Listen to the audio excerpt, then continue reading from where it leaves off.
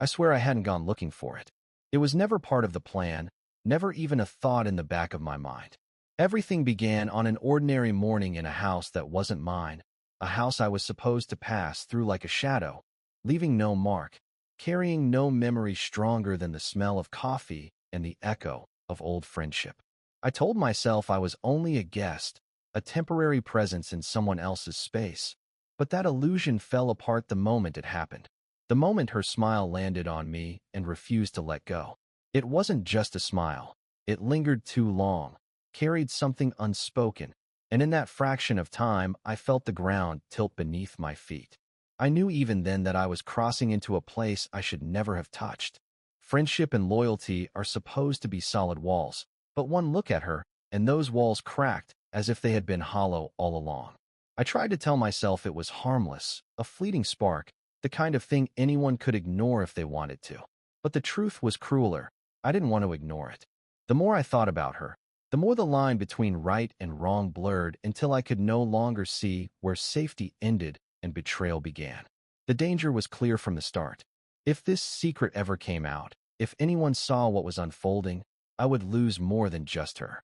I would lose the one friend who had stood beside me through years of mistakes, the only person who knew the worst of me and still called me brother. That bond had been unbreakable until I let it fracture with one silent choice, one hidden glance that lasted a heartbeat too long. Even then, I could have turned away. I could have walked out of that house, closed the door, and convinced myself it was nothing but imagination. But I didn't. Something in me refused to move, refused to let go of the quiet pull that drew me closer every second I was there. It wasn't lust, at least not only the T. It was gravity, a magnetic force that felt older than reason, stronger than guilt. And once I recognized it, I knew I was already too far gone. I remember thinking that maybe secrets were safe if no one spoke them out loud, if they lived only in the private spaces of the mind. But I was wrong. A secret like this doesn't stay silent. It seeps into every breath, every glance, every casual word spoken in a room where the air itself grows heavy. I carried it inside me, pretending nothing had changed, but with every passing moment I was lying not only to others, but to myself. I never meant for any of it to happen. I never meant to step into the fire. But once I felt the heat, I couldn't bring myself to step back. And that was when I understood the truth that terrified me more than anything. I didn't want to be saved. Austin, Texas. Summer of 2011. The heat pressed against the windows before the sun had even fully risen, and the air carried that heavy weight of southern mornings where time itself seemed to stretch. I had come back for a wedding, nothing more, or at least that was what I told myself. It was supposed to be a short visit, a blur of rehearsals, drinks, and quick reunions with faces from the past. Jason had insisted I stay at his place rather than wasting money on some bland hotel, and I accepted without hesitation. He was still my closest friend, even after years apart, even after silence had settled between us for too long. The first morning in his house felt strange, like I had stepped into a life that wasn't mine. The living room held framed photos I remembered from high school, moments frozen in time. Jason with his football team, his father smiling stiffly beside him, holiday snapshots that tried too hard to prove happiness.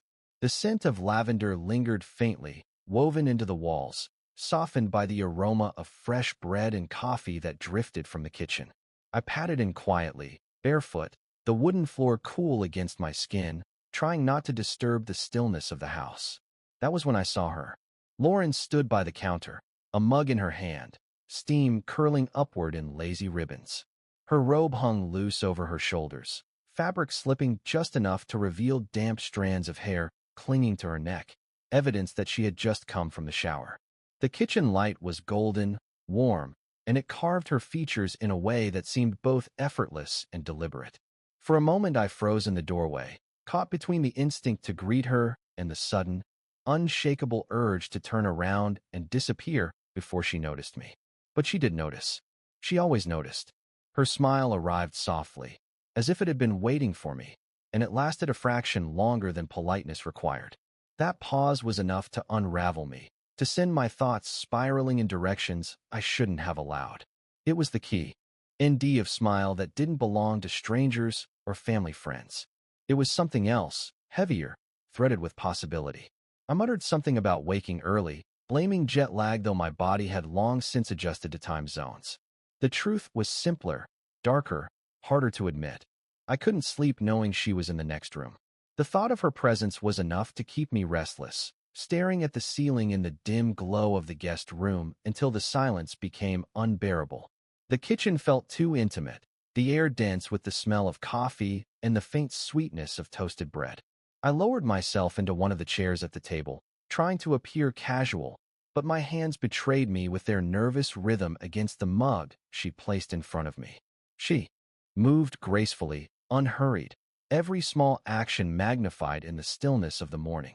The sound of her footsteps, the shift of her robe as she crossed the room, the way her damp hair brushed her cheek. Each detail etched itself into me with startling clarity. I should have thought of Jason, of why I was even there, of all the boundaries that existed unspoken but undeniable. Instead, I found myself cataloging every fragment of her presence as though it mattered more than anything else. I told myself it was just the morning haze, the disorientation of returning to a city I had left behind, the nostalgia that clung to me like humidity. But deep down I already knew better. Something had shifted, something I couldn't name but couldn't ignore. When she sat across from me at the table, tucking one leg beneath her and cradling her cup, the silence that followed felt less like absence and more like tension waiting to snap.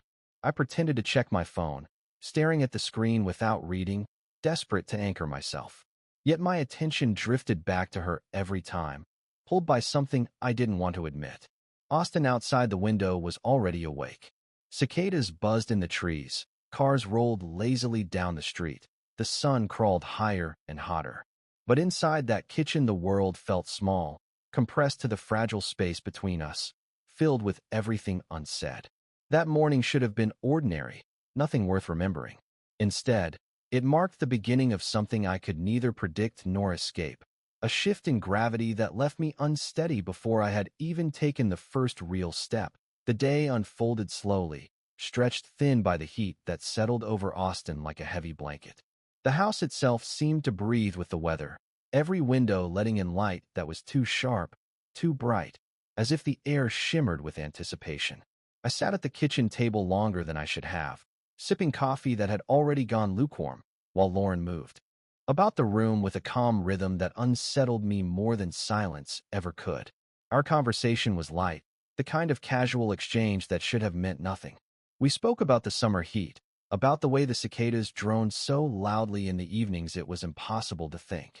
She asked what I planned to do after graduation, and I offered vague outlines of ambitions that sounded less real the more I said them out loud. She listened with an attentiveness that felt too intimate, her gaze steady, as if each word mattered more than it should. Her gestures carried weight I couldn't ignore.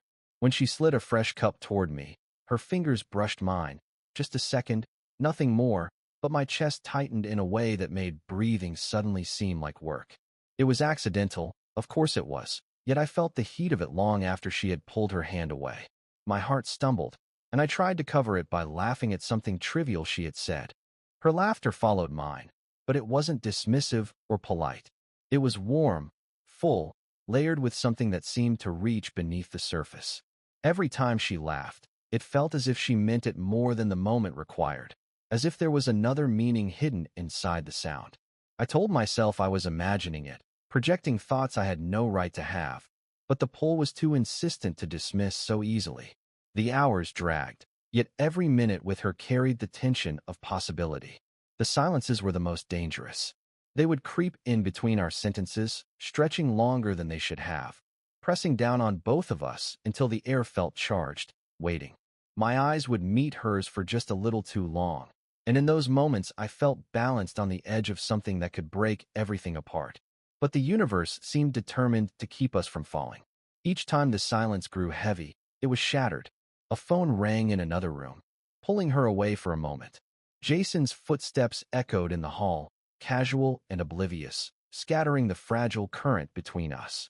The distant slam of a door or the hum of voices outside broke into the quiet like alarms, reminders that we were not alone in this world we were creating between glances and half-smiles. It was almost as if the house itself refused to let us drift too close, throwing obstacles in the path of whatever was rising in the space we shared. Still, those interruptions only seemed to sharpen the edges of what I felt. Each near miss left me more aware of the pull, more conscious of the lines I wasn't supposed to cross. By the time the afternoon sun began to crawl across the floor, casting long golden streaks across the kitchen tiles, I realized I was no longer thinking of the day in terms of the wedding or of old friends. My mind circled only around her, around the moments that should have been nothing but were everything instead. I caught myself watching her more than I should have, memorizing the tilt of her head when she listened, the way her hands moved when she spoke, even the simple rhythm of her breathing. It was dangerous, I knew it, but I couldn't stop. Every detail seemed significant, as if her presence itself had become a secret language I was trying to decode. The smallest things had grown too loud. The scrape of her chair, the clink of her spoon against the mug, the curve of her lips when she smiled without meaning to. By the time the shadows lengthened and the air cooled only slightly, I knew I was lost in something I shouldn't have entered. The day had been ordinary on the surface, nothing more than shared coffee and easy conversation. But beneath it, a current pulled stronger with every hour, and I couldn't pretend not to feel it anymore. Each interruption had delayed us, but it had not erased the truth building in the silence. We were no longer just two people passing time in the same kitchen. Something else had begun, and it was already too late to deny it. The evening settled over Austin with a kind of slow heaviness, the air outside still thick with heat though the sun had already given way to dusk. The cicadas had begun their steady chorus, and through the open window came the faint hum of cars moving along distant streets. Jason had left not long before, heading out to meet old friends, his departure marked by the slam of the front door and the fading sound of his truck pulling away. I stayed behind, pretending it was convenience, though the truth was simpler. I wanted to remain in that house, in that orbit, where every moment carried the chance of something unspoken becoming real. Lauren emerged not long after, moving softly through the dim light of the living room. She wore no makeup, her hair pulled back loosely, strands falling free against her face. The sweater she had chosen looked worn, comfortable, almost protective, and yet it only deepened the sense that she was letting me see a part of her no one else was meant to. She looked different than she had in the morning, stripped of all the brightness and polish, and for the first time I saw her as vulnerable rather than untouchable. That vulnerability drew me in more than any smile or glance ever could. We began to talk, our voices low, carried by the quiet of the house. She spoke of the past, of her divorce, of how the years had not unfolded the way she once imagined. There was no bitterness in her tone, only a tired honesty, as if the words themselves had been waiting too long to be spoken. She described the weight of raising a child alone, of waking to empty mornings, of how silence had become both a comfort and a curse. As she spoke, her eyes shifted away from me, as though afraid to reveal too much, yet her words betrayed her restraint. I listened, each sentence pulling me deeper into her world. I wanted to tell her that she wasn't Aloe. That the cracks she revealed didn't diminish her, but made her more real, more human. My hand hovered close to hers on the arm of the couch, the temptation to bridge the small space between us growing unbearable. I imagined the warmth of her skin, the reassurance that touch could offer, but fear held me still. Crossing that line would mean admitting what had been building between us, and I wasn't sure either of us was ready to face it. The silence that followed her words filled the room like a presence of its own. It wasn't empty or casual, it pressed down, heavy and sweet, binding us together without movement.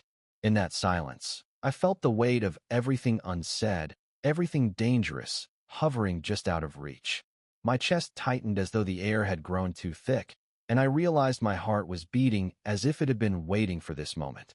Then her voice broke through, soft, almost fragile, carrying words that seemed to hang suspended in the stillness.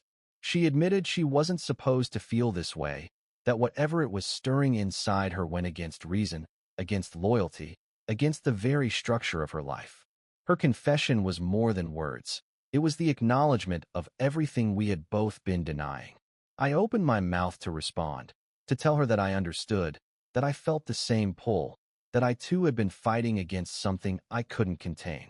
But before I could speak, The sharp sound of the doorbell sliced through the moment like a blade. We both froze, the fragile intimacy shattered in an instant. The room shifted back into reality, the spell broken by the simple intrusion of the outside world. She drew her hands closer into her lap. Her expression shuddered, as though erasing the vulnerability she had just allowed me to see. I sat motionless, the echo of her words still burning in my mind, knowing that whatever had almost been spoken between us was gone, replaced by the insistent ring that demanded attention. And just like that, the silence dissolved, leaving behind only the memory of what might have been, heavy and lingering in the dim light of the room. The knock on the door came with a force that seemed too deliberate, too perfectly timed, as if the world had been waiting for the fragile thread between us to fray. I heard her pause before answering, her steps measured and slow, and when the door creaked open, the voice that followed made the air inside the house shift. It was low, calm, and steady, but laced with a confidence that didn't need to be raised to feel threatening. I stayed still in the narrow hallway, hidden from view, but every syllable reached me as clearly as if he had been standing inches away. Rick, her ex-husband. His presence carried with it a weight that belonged not to the moment, but to years before, the residue of promises broken and battles fought. HT behind closed doors.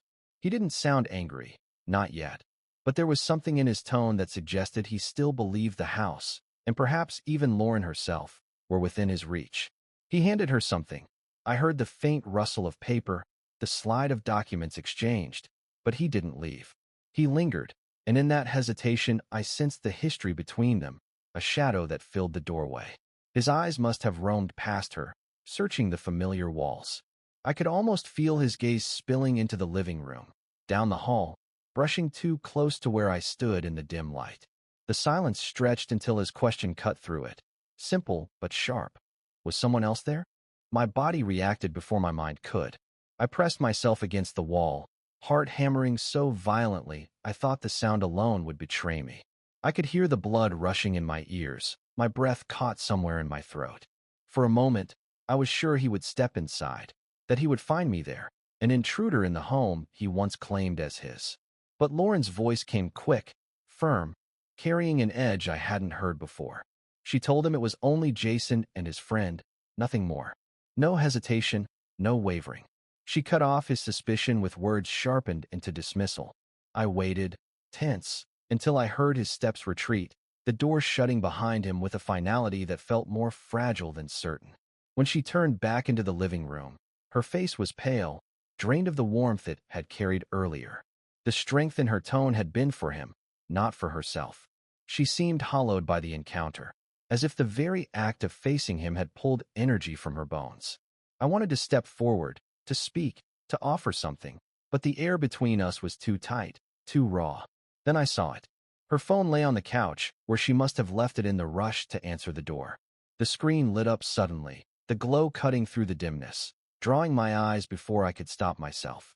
A message appeared, sharp against the glass, his name above the words. You didn't tell him about the money. Do you really think that will stay hidden? The words froze me.